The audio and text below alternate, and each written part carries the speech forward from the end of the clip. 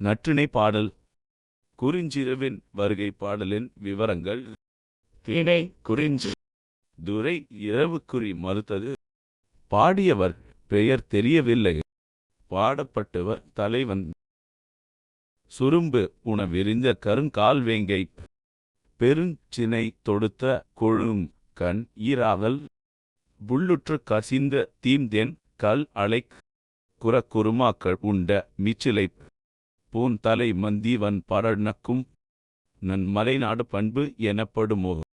நின் நயந்து உறைவி இன் உயிர் உள்ளாய். அனங்குடை அரவின் ஆர் இருள் நடுநாள். மைப்படு சிறு நெறி எது துணை ஆக. ஆரம் கமழும் மார்பினை. சார சிறுகுடி இங்கு நீ வரல. வண்டுகள் உண்ணுமாறு மலர் விரிந்த கரிய அடிமரத்தையுடைய வேங்கையின் பெரிய கிளையிலே தொடுத்த குழுவிய கண்களையுடைய தேனடையிலே. தேனீக்கள் மொய்த்தலாலே கசிந்து கல்லின் குழிகளில் வடிந்த இனிய தேன். குறவரின் இளமகாலர் வழித்துண்டெஞ்சியதை. மெல்லிய தலையுடைய மந்தியின் வலிய குட்டிகள் சென்று உண்ணா நிற்கும் நல்ல மலைநாடனே.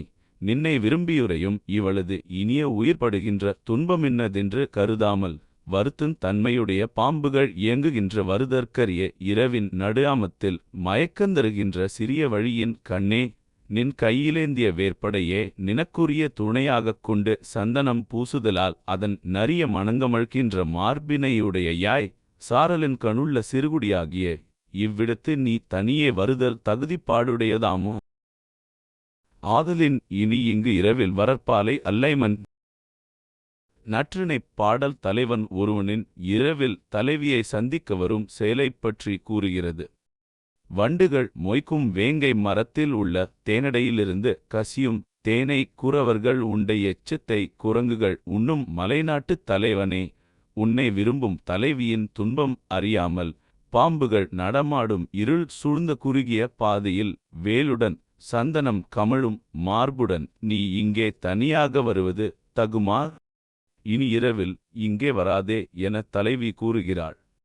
இது தலைவனின் தவறான செயலைச் சுட்டி காட்டி.